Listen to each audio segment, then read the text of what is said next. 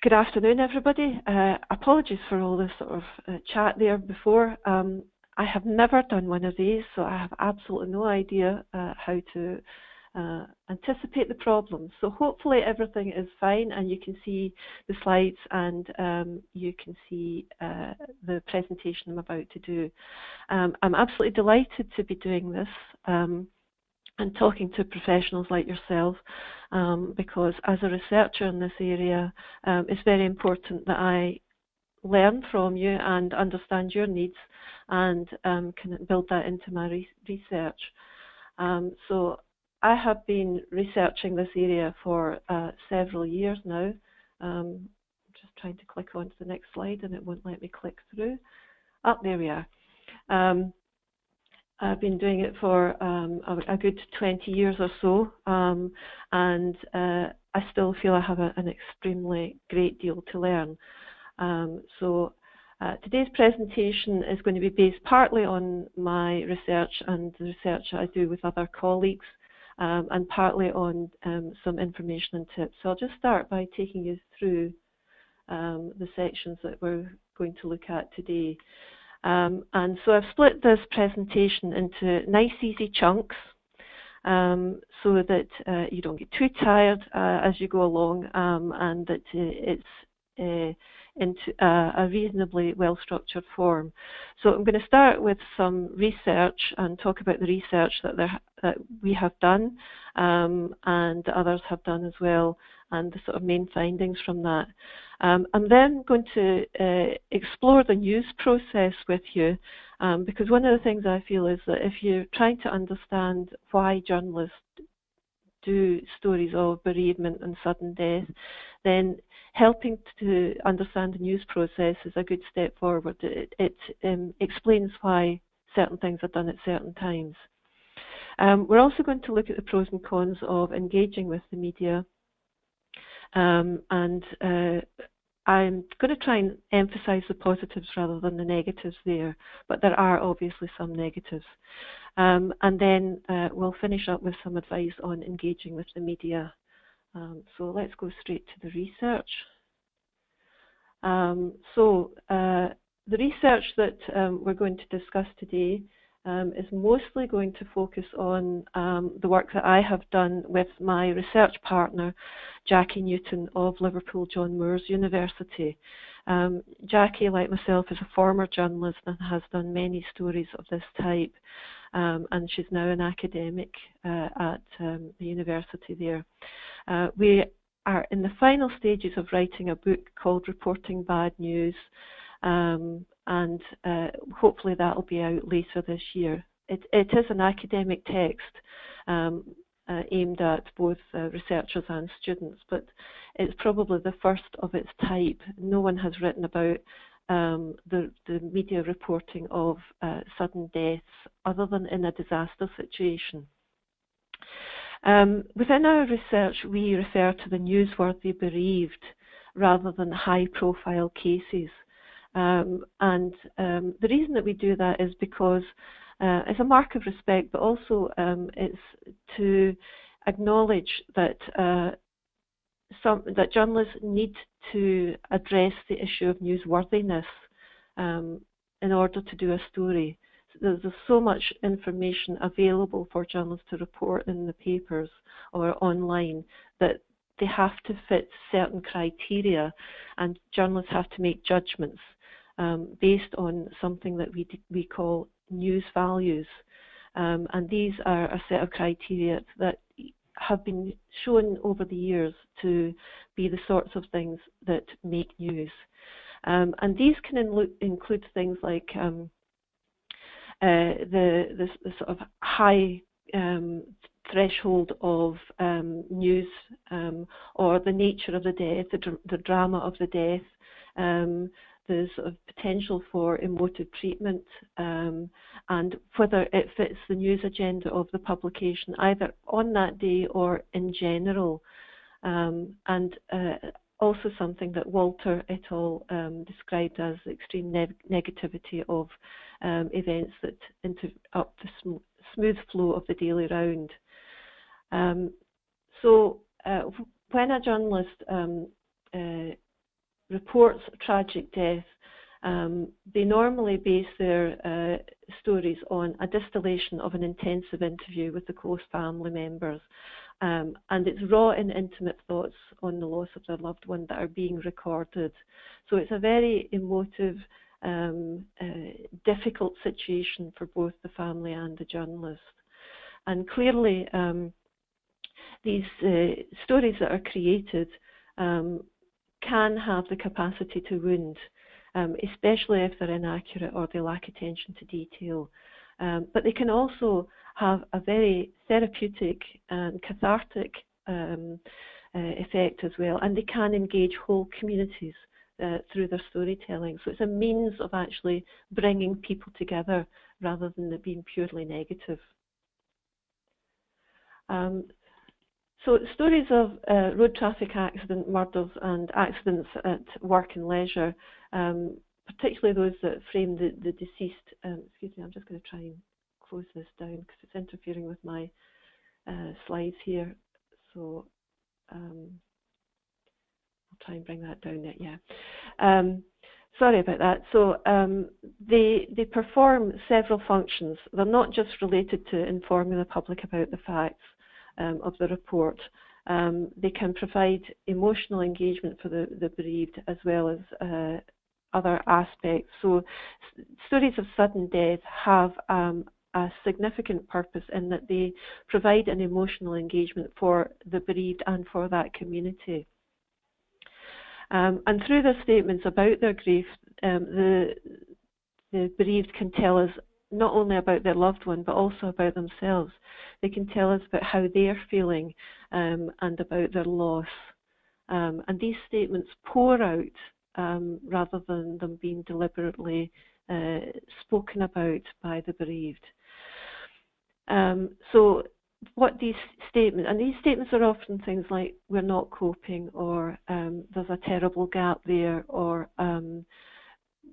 I don't think we'll ever get over it. It's those sorts of statements, and they articulate an account of unyielding anguish, emptiness and continuing loss. And this is not just in the initial stages of the first story that might be reported. This can be ongoing for years through different story types, through perhaps an inquest or a court case, or an anniversary of the death, or even some campaigning story that might be done by the journalist about the bereaved family who have set up a campaign. Okay. So most journalists that we have spoken to, and we've spoken to many from different types of media, from local newspapers, regional, national, international, and even broadcasters as well. They proceed with the utmost caution. Their purpose is to try to gather a story but not to cause upset. So they are very, very cautious about how they proceed. Most contact between the bereaved and the reporters, and what we have learned is that it's very positive, or at least it's harmless. And by that, I'm not trying to be derogatory here. What I mean by that is that the intention is not to cause harm, and the journalists try very hard not to be harmful. So they are striving to take as positive an approach as possible, and not to upset. And that's particularly strong where the journalist is working in a community, like on a local paper or a regional paper, where they are part of that community. Most sudden deaths occur in public places, and those who die are part of a wider community, and therefore that community has a right to be informed of what happens. If someone sees emergency services at a scene in a street, they wonder what's happened. They will look to the media to inform them of what has happened. So journalists do have a duty to inform the wider community of what's happening in their community. And sometimes that can cause that community to take action, to do something to overcome what the accident might have been. families define themselves as the primary source in the story of their loved one's death. So it's not the reporter that's important, it's not secondary sources like neighbours or acquaintances or even the emergency services that are important. It's the family who knows most about the story, and therefore they are the primary source. And families of crime victims particularly deserve the right to participate in news coverage, because sometimes that's the only way they have of getting answers. So that's very important to them too. In terms of photographs, it is important for the news outlet to have a photograph of the family's loved one, because it helps to illustrate the picture. It connects people with the story. People will connect more with photographs than they will with words. So it's immensely important. And the emphasis here in the UK is on portraying the deceased as they lived. So a nice family photograph, a favourite picture. Whereas in other countries, for various reasons I won't go into just now, but they don't publish pictures of the deceased. What they tend to do is publish a picture of the perpetrator if it's a crime, and that can actually be quite offensive to some families. So here we go for the portraying the deceased as they lived.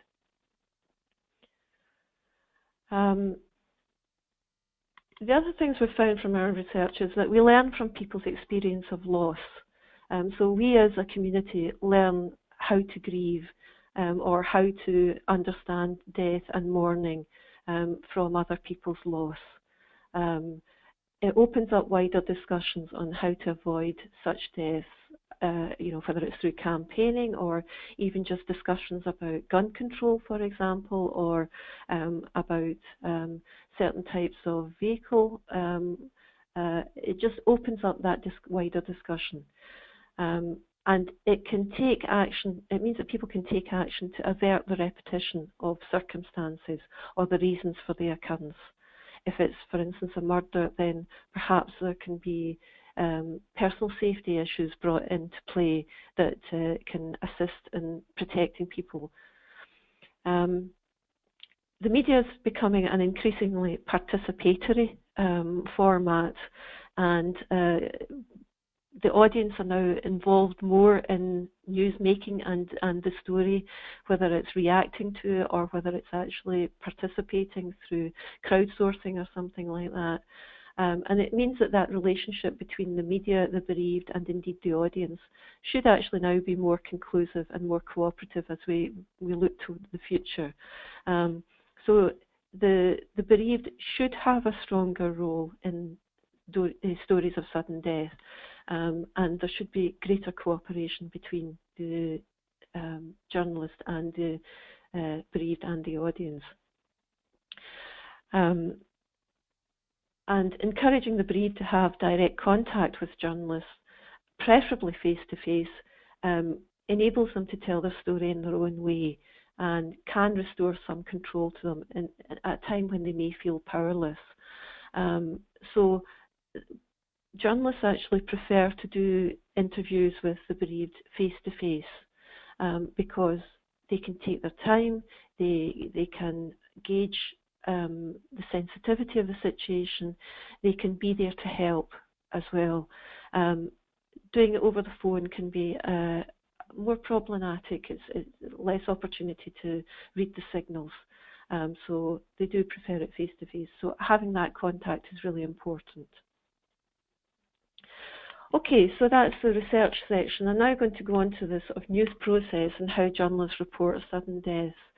And in order to get the most pertinent information on this, I've interviewed 3 journalists from the Scottish Sun or the Scottish Sun and Sunday. And these are Gail Cameron, Lynn Kernan and Chrissy Storer, all of whom have got extensive experience of interviewing the bereaved. And I'm immensely grateful for their giving up their time and their experiences to contribute to this.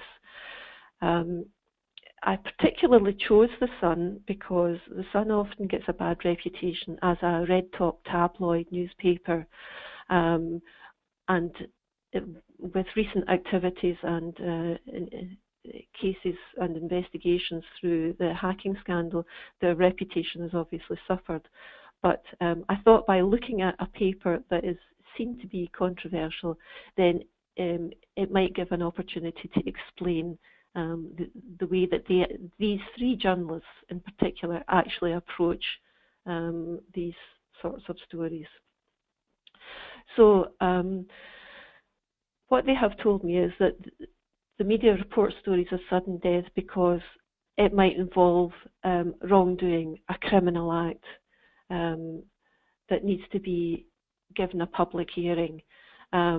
It might be that they might be widely discussed in social media. So if the story is being discussed or the event is being discussed and the death is being discussed in social media, then there is already an interest there, and the factual information is perhaps not being provided, and journalists can do that. It might be something that's in the public domain or happened in a public place, like a road accident.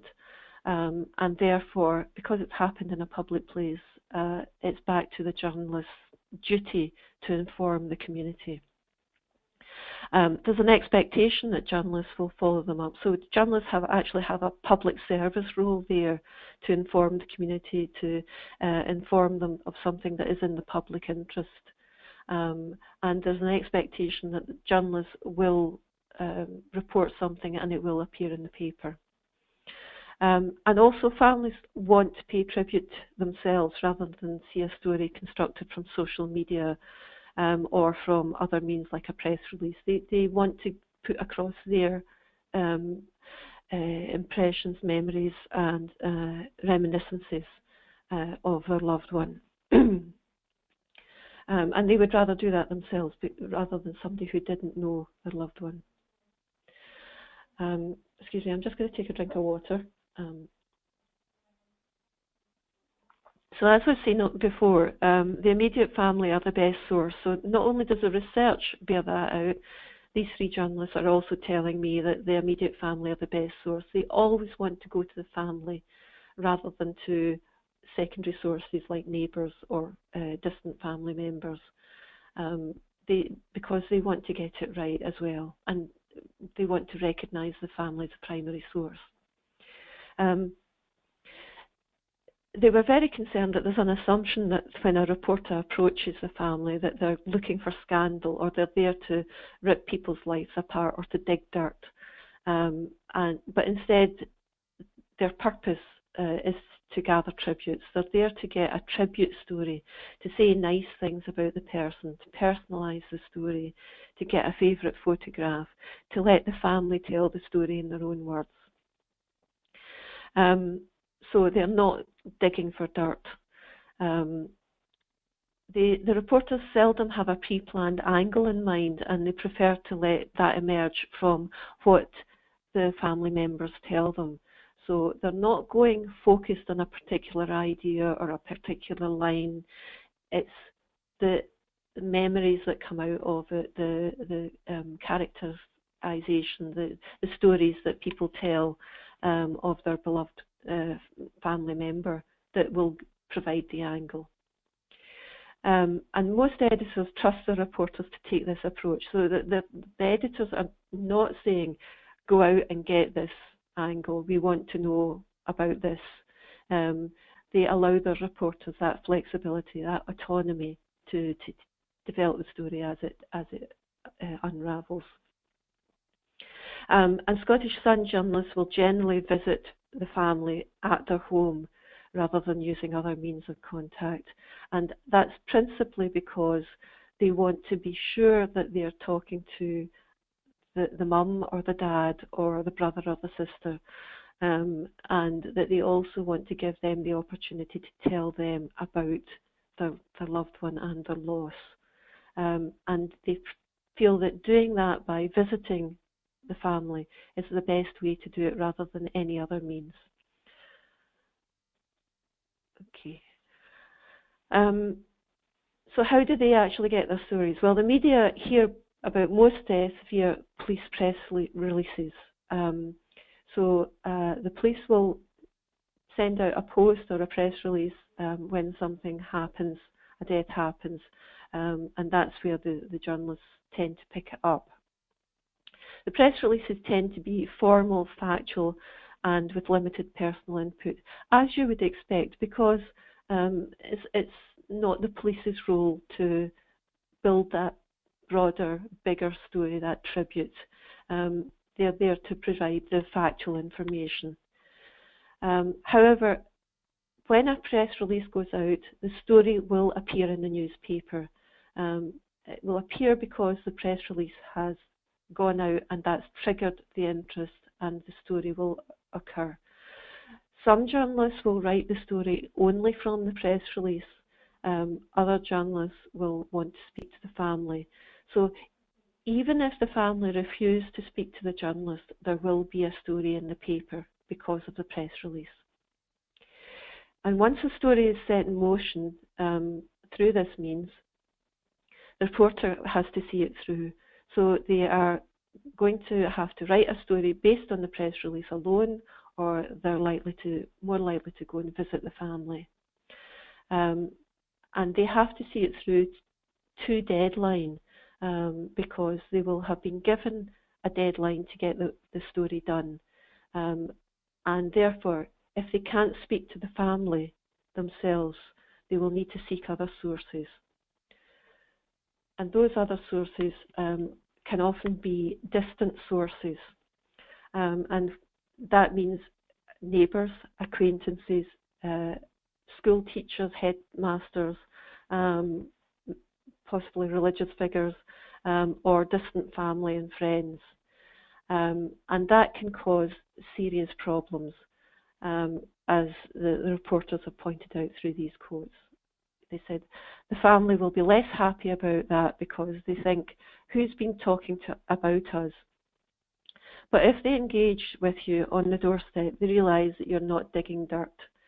They're in the very unfortunate position of having lost someone in newsworthy circumstances. If you can get to the family direct, they're usually fine, even if they don't want to do it. So it's best to approach the family to give them the opportunity to speak. If they don't want to speak, then most ethical, good journalists will say, that's fine, here's my card. If you change your mind, contact me, but they will leave it at that. So agreeing to an interview gives the bereaved relatives input to the story, more so than relying on other means.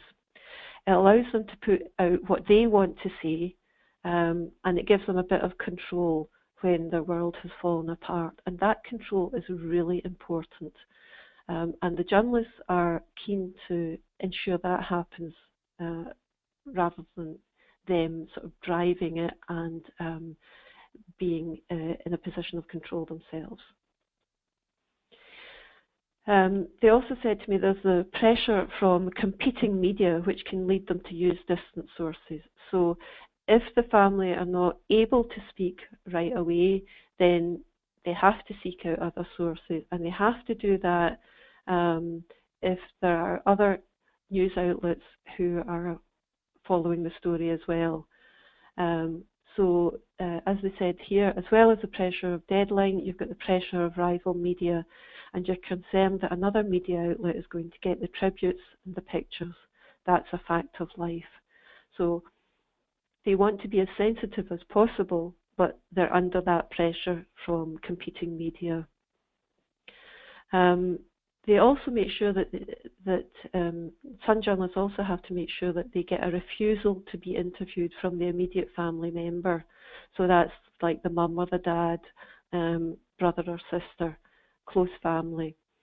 And the reason for that is that because if they go back to their news desk and say that they didn't speak to an immediate family member, but someone more distant, a cousin, second cousin, had said, no, the family don't want to talk, then it's not sufficient.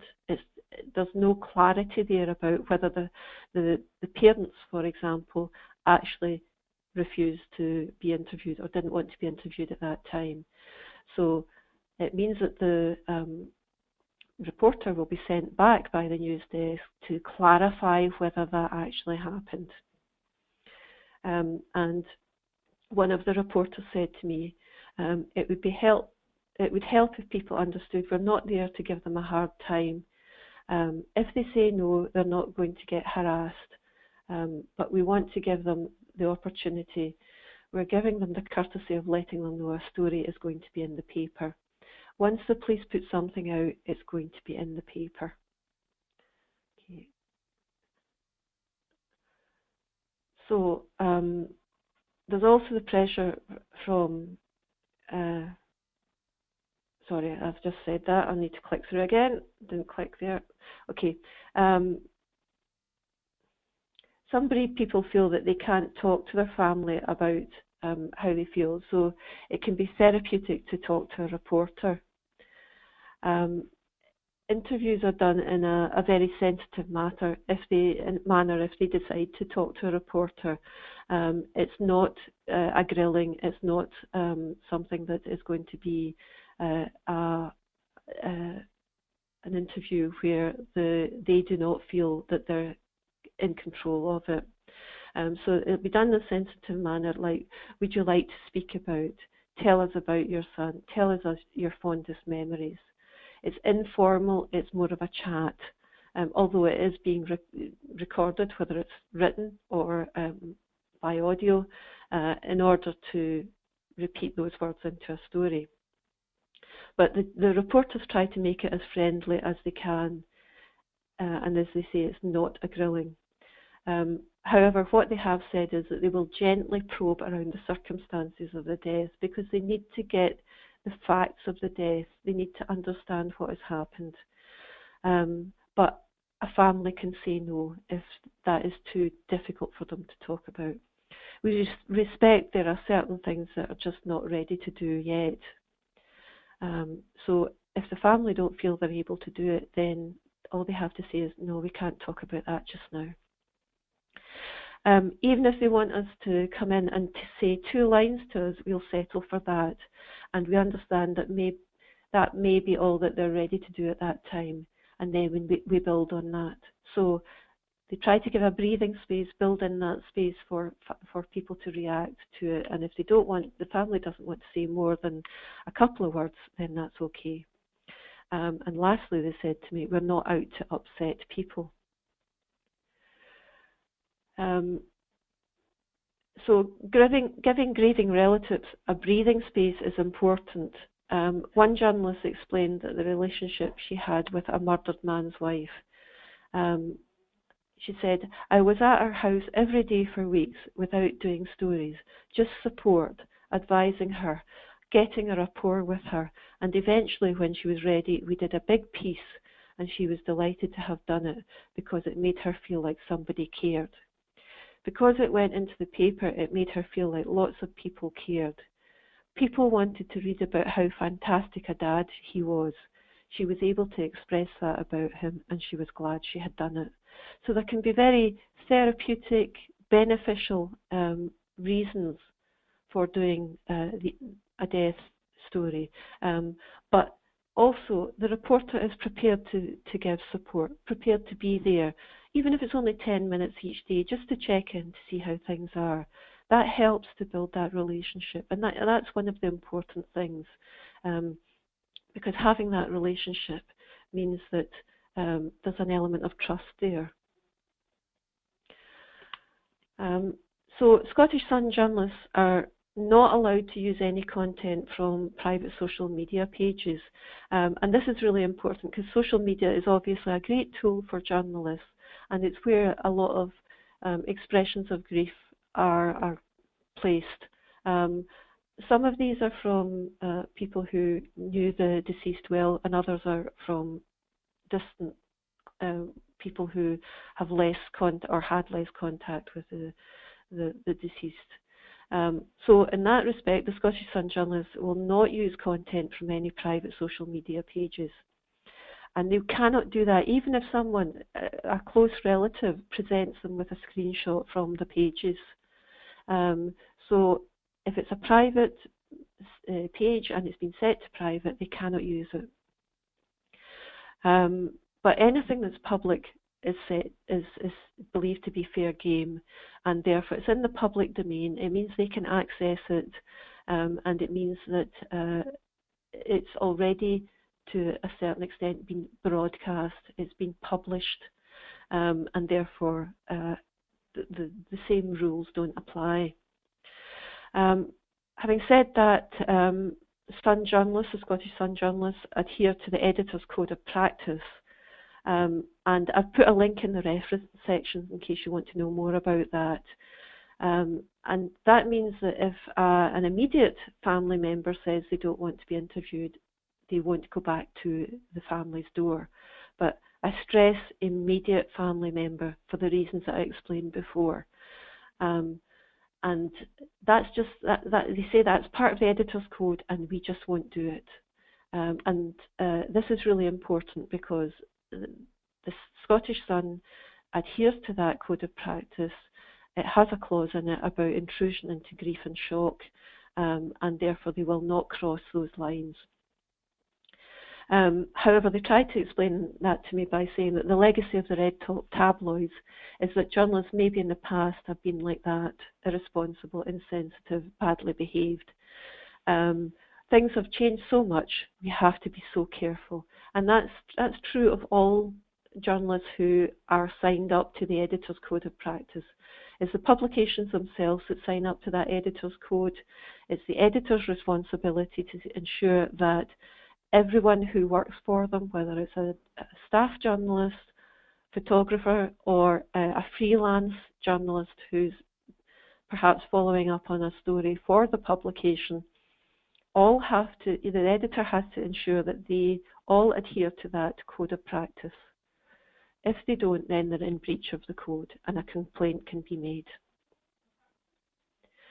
Okay, so let's go on to the next stage. So once a reporter has written the story, it's passed to the production team who sub-edit the copy. So they're checking it for factual errors, legal errors,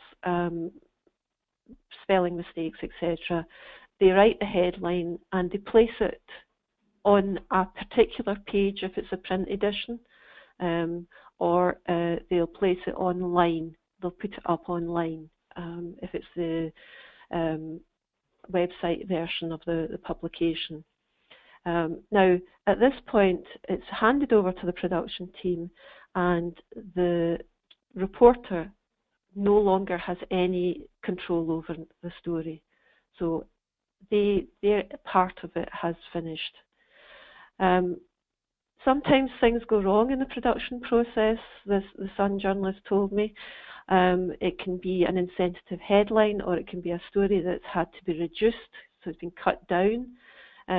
So some of the nuances, the emotion of it might be lost. Or it's a special quote that perhaps the family have asked for to be inserted, or a particular piece of information, and that can get cut out by the sub-editors because they're not privy to the same contact with the bereaved family as the reporter, so they may not even appreciate that that is something that had to be included.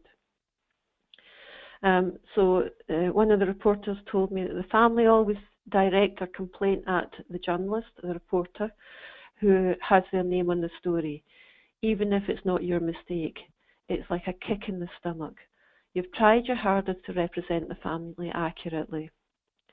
At the same time, they recognise the difficult job that the production team have.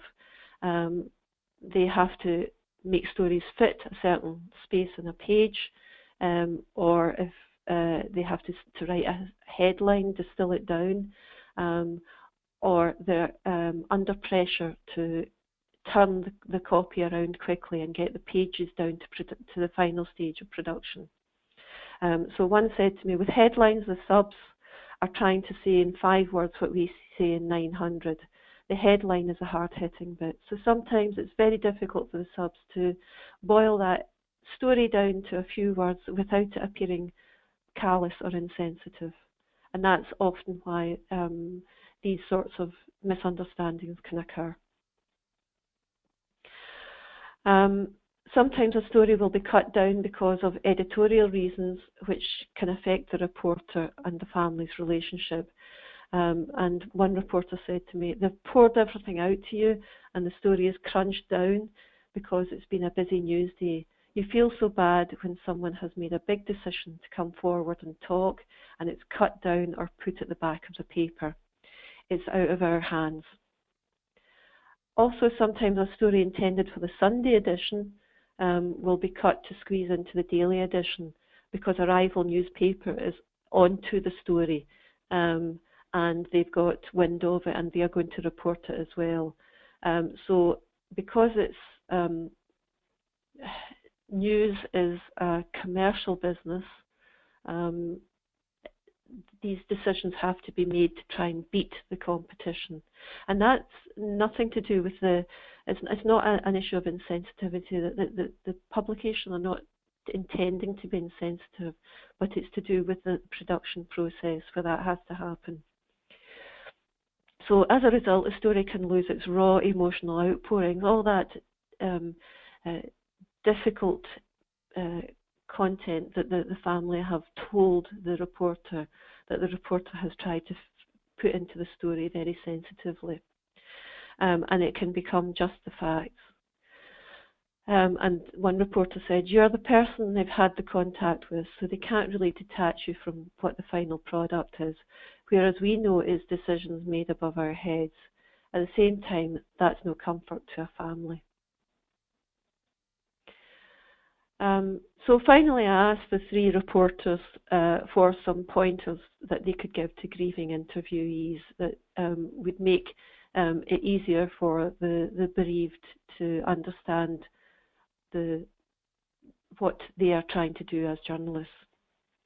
And their advice was, don't be afraid, be honest and say if you can't talk about it.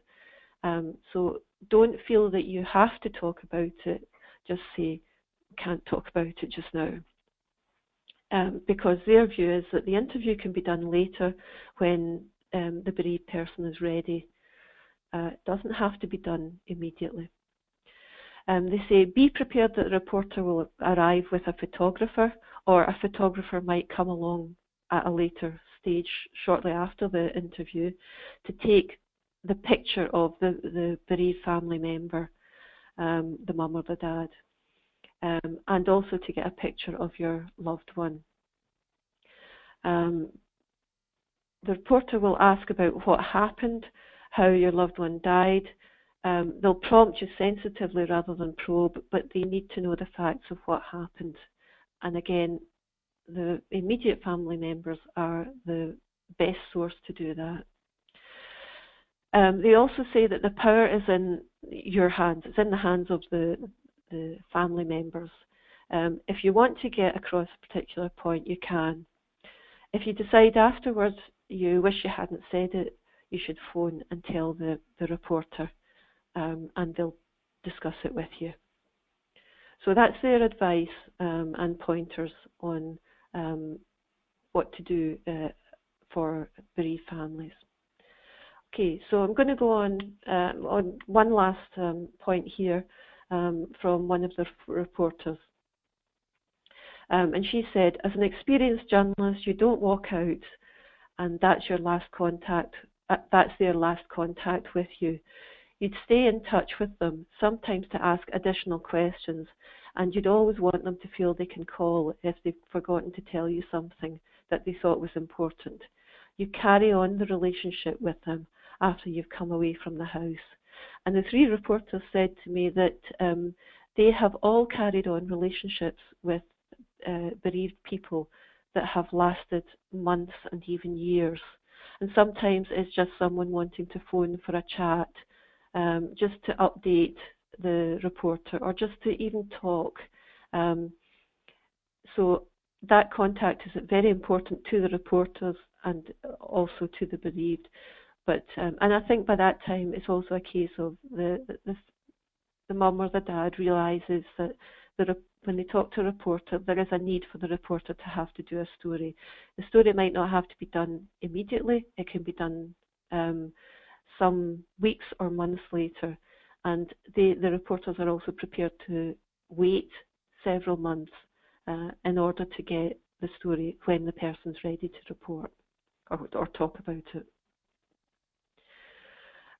So on to the pros and cons of engaging with the media, and I'm going to start with the negatives, the cons, because I really want to get those dealt with so that we can focus on the positives, because it's important to try and see the positive side of these sorts of encounters with the media. And there is a move now towards journalists taking more positive perspectives and not necessarily looking for the bad news. So we'll start with the negatives. And there are sort of two main issues that I really want to address in this, and that is that some families are excluded from news coverage because of non-participation or because contact with the media is seen to be intrusive. So we'll start with non-participation. A story is likely to go ahead whether the family participate or not because a press release has been sent out. So journalists are free to use any material that comes to them through external sources or is in the public domain, like a police press release. So the story will appear. They don't have to seek permission from the deceased family or friends to publish a story that has come to them in this way, because it is in the public domain and there's that wider responsibility to report for the community, that public interest justification. Journalists need to have sources in their stories, so if they can't get the family to engage with them, then they will have to seek out neighbours, acquaintances and distant relatives.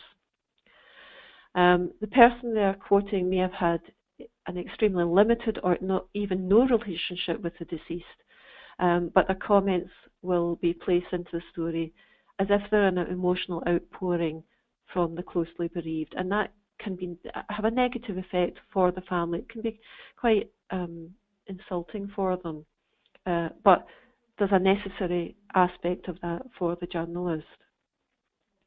And such stories might reflect negatively on the family without them being given the opportunity to refute such opinions. So that means that they can feel that they've got no voice. Okay. Exclusion and intrusion. Journalists might avoid contact with the family for fear of upsetting them, but a story will still be published. So this situation is sometimes seen as an ethical one, in which the bereaved are respected by the media and left alone in their grief. So the publication or the journalists themselves might have taken the decision that they're behaving ethically by not contacting the family because they don't want to cause further upset. But when in actual fact they are, to a certain extent, behaving unethically because they are not providing the bereaved family with the opportunity to present their own reminiscences and memories and anecdotes of their loss and their loved one. And police officers, family liaison officers, understandably wish to prepare families for media attention, but this can be problematic as well when the death is not judged by the media to be as newsworthy as the police expect. So this is back to what I said at the very beginning about news values and limited space within a publication.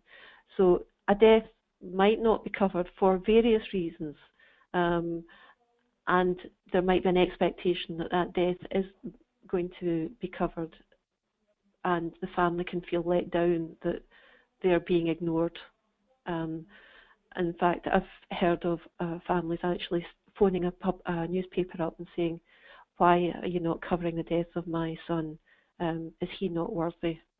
Is his death not as valuable as other people's?" And that's that sense of feeling neglected and anger that comes through.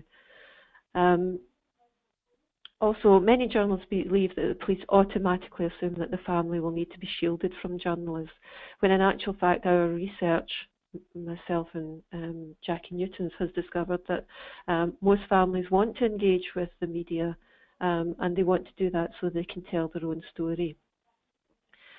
Another factor is that if one publication considers the story newsworthy, then others will too, particularly if it's originated from a press release. So the family might be contacted by several publications and they might feel besieged by the attention. The publication of the story can attract attention from other news outlets that didn't cover the death originally, but now that they've seen that some other newspaper has, they can consider it newsworthy, and that means that if, for example, it's appeared in a local paper first, then it could be picked up by the national media, and if it, in some cases even the international media. In terms of social media, this is taking comments and pictures from social media is a growing trend for journalists. It's part of what they do as reporters now, as journalists. And there are various issues around this that can complicate the relationship between reporters and the bereaved. Journalists believe that when the pictures and posts are publicly available, then they can use them without being unethical or breaching any codes of conduct. They judge that the family has less justification to claim intrusion if the social media is set to public, because the loved one or themselves have not altered their privacy settings. And one reporter said to us that it's like a virtual version of taking comments from cards and flowers at the scene. So that can be quite difficult for the bereaved and for those that are trying to come to terms with a loss.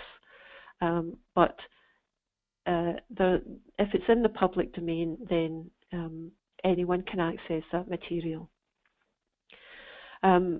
However, most people who find themselves in the media spotlight as a result of an unexpected death wouldn't anticipate their post ending up in a news story in a newspaper's website or in print. So although the intention of the family may not have been to publicly make these available, but the fact that the privacy settings have not been set means that they will be publicly available and could be further publicised by journalists.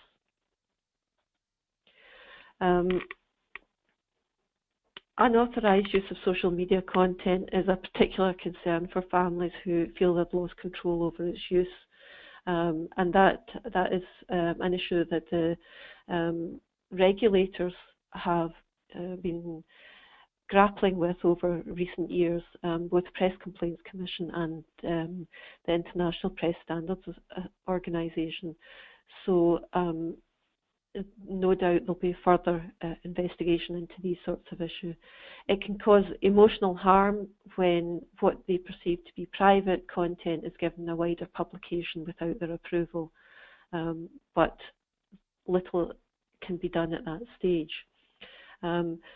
So journalists may be aware that they could be intruding in relatives' grief and shock, but they do so for pragmatic reasons. So the journalists might not be comfortable with doing it, but sometimes they have to do it.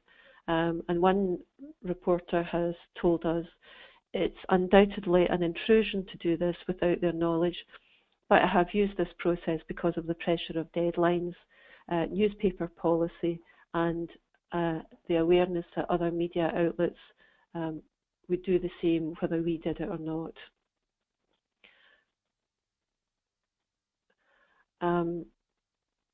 So social media is a problem in terms of negative reporting.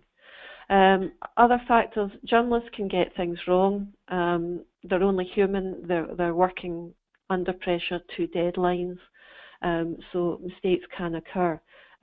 Those mistakes, if they're mistakes of accuracy, should be corrected fairly quickly. But if they are, if there is a mistake, then it's important that it's drawn to the attention of the news outlet to the publication, and they may be able to correct it for later editions. But it's things like misspellings of the deceased names, errors in captions and misleading headlines. And from our research, one of the things that upsets the most is the misspelling of the deceased name, which really is unforgivable. So even small errors in reporting or headline writing can be perceived by the grieving family as a lack of respect for their loved one. Sensational headline writing or poor presentation of a story can cause upset as well, even when the reporter's work is accurate or sensitive. And hopefully the three journalists have been able to explain to a certain extent why a headline might be sensational or seem callous. But it can cause significant upset. One bereaved person said to us, I think when it's an individual family, one of the things that upsets and distresses them so much is inaccuracy. Spelling somebody's name wrong, stupid little things, perhaps the reporter or the editor, but to the bereaved family is like an insult on top of terrible injury. And it's going to the neighbours and getting misinformation because nobody outside of your house knows the full story. They can give you a bit of the story, but it's probably wrong. And again, that distresses people terribly. So, on to the positives. Why should bereaved families interact with the media? Well, firstly, it's a way for them to acknowledge their loss, a chance for them to talk about what happened. And that can be important because there has been some research done about the sort of therapeutic aspects of talking about loss in particular, and how that can have a healing effect. And as I said, sometimes they don't feel they can talk to each other or to other family members, so talking to a reporter can be therapeutic.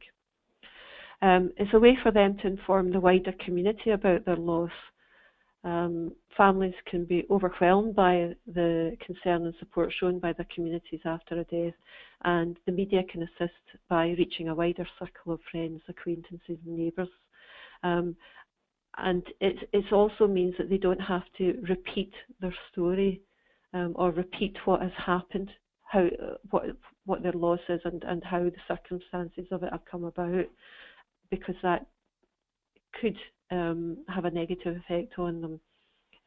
I know I've just said that talking can be helpful, but sometimes that repetitive nature can also be an issue. It's also a way for them to have their grief and loss acknowledged by the wider community, so a recognition of what has happened to them can be important. And talking to journalists is essential for some bereaved families in order to ensure accuracy as well. If they talk to a journalist, then they are going to have the best opportunity for what they say to be accurately reported, as opposed to taking it from distant friends and family. So it gives them the opportunity to put right misconceptions or to offer a truer, fuller picture of their loved one than would be given by the police or perhaps the courts. Individual journalists can develop a lasting relationship of trust with the bereaved. We've seen that from what I've said about the three reporters. And the journalists can feel a responsibility to them. So reporters can be someone who listens and may be able to help battle bureaucracy, deal with something, or just offer some sort of help and advice. Talking to a journalist can give them some control over the commemoration of their loved one through the memories and anecdotes they share with a reporter, and by their choice of favourite photographs. So it gives back a little bit of control. They can share the memories they want to share, they can tell those stories, and they can choose the photograph that goes in the paper or online. It's a form of obituary, and it can provide the family with a lasting public memorial of their loved one's life, detailing their character and achievements. And as part of the research I've been doing for the book that we've been writing, I actually found one of the very first tributes to someone who had died in, it was actually a train accident in 1914. And that story is still very poignant today. It talks about the family's loss, their grief, how they feel the gap that will never be filled, that sort of thing. And reading that even now, more than 100 years later, it still has a very high emotive content, and I feel for that family because of it. And so it can become a matter of record for the future, and that can be important as well. A cutting from a newspaper, something downloaded from a website, can become a treasured item and part of a family history.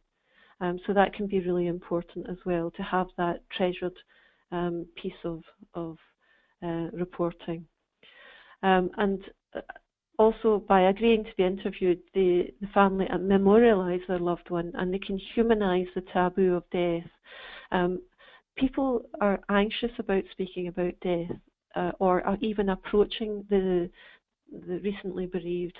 But the more we see of stories about how people grieve, how they're dealing with their loss, in news outlets, publications, newspapers, newspaper websites, the more we understand and are familiar with the concept of death as part of our lives, and that can overcome that particular taboo.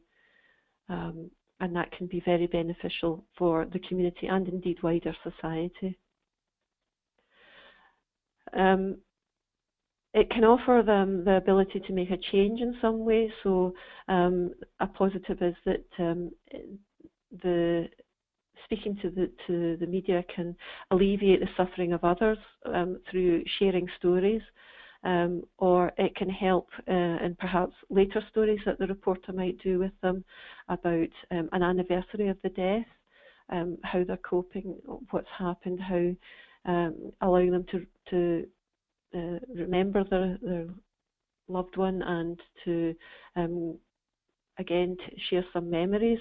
But it can also be a stage where the family might have decided to set up some sort of trust or campaign, particularly around road accidents or murders, or some other form of accident where they're trying to do some good to prevent other families going through what they've gone through.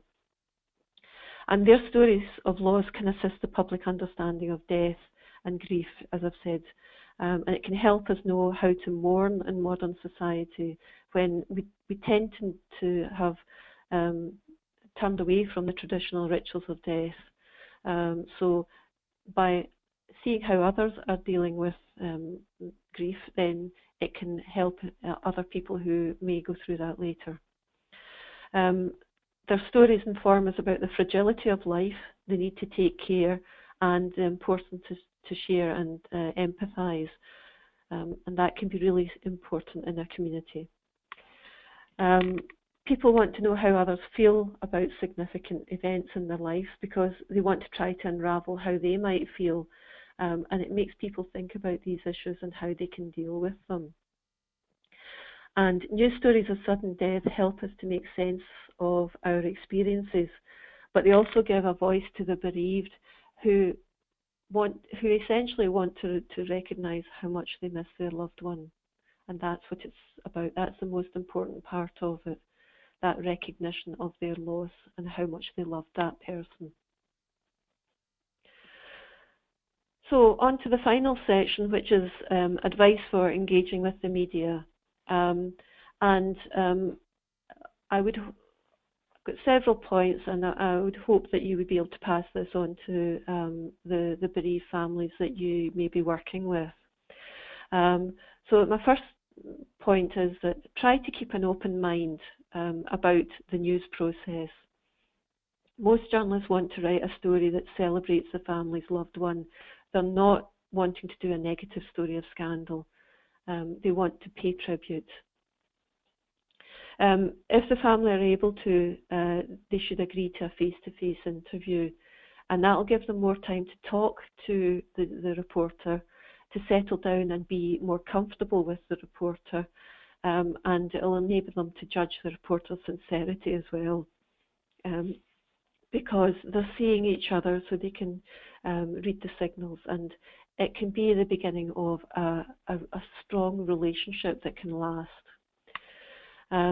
If they're not able to deal with the media immediately, then they could consider contacting them when they're ready. Most journalists will leave a business card or contact details, but the family would need to be aware that the reporter needs to tell a newsworthy story. So if some time has passed, they will still have to find something newsworthy within how the family are coping with the situation. Always ask the journalist for their name and that of their publication, and preferably get a business card from them, so that the family have got the card with the name and the publication contact details, so that they don't have to remember them, they've got them there in front of them. So most reporters will volunteer this information, but check that they provide it. Journalists will assume that when a family member agrees to talk to them, that they are implicitly consenting to the publication of the content of the interview. So they will not explicitly ask for consent, but by the mum or the dad agreeing to be interviewed, then the consent is implicit. So they will use the material from that interview in the story. A family don't have to agree to be interviewed by every publication who contacts them. They can choose who they want to talk to. So if they don't like the reporter who turns up, they don't have to talk to them. If they don't like a particular publication, they don't have to talk to them. Most publications adhere to the editor's code of practice, and therefore the journalists should not repeatedly contact the bereaved people for an interview. So they should only do that once. And the IPSO guidance for the editor's code says that journalists must not continue to question, contact or photograph people once they've been asked to stop. If a grieving relative clearly requests that, a journalist stops their activities. The editor's code requires them to do so, unless there's specific and adequate public interest to justify a decision to carry on. So they're protected by the editor's code. It might be helpful for a grieving family to ask a trusted person or an intermediary organisation who's not closely associated with the story to assist with press inquiries on their behalf. However, if they do that and the intermediary organisation is present or the trusted person is present at the interview, then that trusted person should let the bereaved person speak for themselves and not try and answer for them. It's important that the reporter speaks with the bereaved person, not through the trusted person. Bereaved relatives often grant an interview without any prior knowledge of what questions will be asked or how the material from the interview will be used. So they won't necessarily know what they're going to be asked beforehand, but we've explored a few of the areas that most reporters will cover earlier on. So at the start of the interview, the bereaved family could ask for an explanation of what will happen to the information they provide, how will it be dealt with, how will the story be treated, how will they and their loved one be portrayed, where and when and in what context the story is likely to appear, and possibly a rundown of the questions or the question areas that are likely to be covered. The immediate family members should look out a favourite photograph of their loved one so that they can be represented in the paper as the family would wish, rather than the news outlet having to rely on a poor quality image from elsewhere. So if they choose the photograph, that's the one that should go into the paper. And most publications will want a photograph of the bereaved relative. So as I've said before, be prepared to be photographed and have their picture in the paper. Lastly, try to understand the news process and that some things are beyond the control of the reporter who actually comes to visit. The family story might be cut to a smaller article because of significant events or the need to publish before rival newspapers. So that is completely out of the control of the reporter. Many journalists who interview bereaved relatives about their loss feel troubled when a story that reveals the family's raw emotions and personal memories is reduced due to the production process. They really, it's like, as I said before, that kick in the stomach. They feel they're letting down the family, those who have shared their loss with them, that have shown the raw elements of their bereavement, and that's really something that they struggle with, so they find that very difficult. And lastly, I'm just giving the last few words to a bereaved relative who told Jackie Newton and myself how they felt about participating with the media. And they said they would always advise families to participate in the story. And they say, I say speak to the press, but always, always ask them to understand the pain that you are going through and be able to say what it is that's hurting you. Tell them about the loved one you're missing. Tell them about what kind of person they were, and let that be what people remember. To me, there's always a story behind the headlines, and if that story is told in the proper manner with compassion and accuracy between the person with the pen and the person telling the story, I think it's a good marriage. It's a good thing to do because it can also help families being able to talk about their loved one. Okay, and there's just some references that, from the presentation in case you want to follow up in any of the material there. And that's my presentation over, and I hope that that's proved useful to you, and that we'll be able to receive some questions. Thank you very much for that, Sallyanne. That was really, really